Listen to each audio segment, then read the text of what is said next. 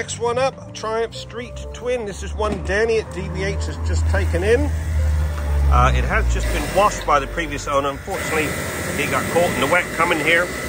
Just goes to show how much crap is on these roads nowadays. So we're going to give it a good trot once over.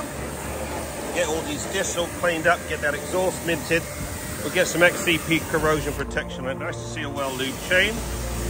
We'll get all that degreased, get it looking like it should, and get it in the showroom.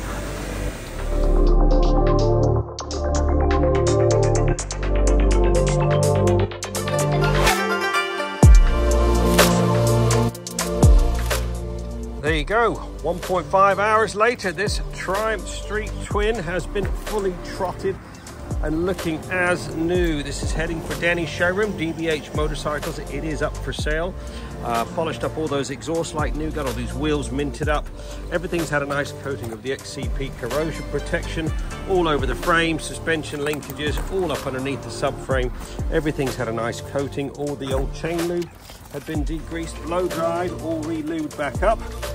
Mirror polished up the end cans.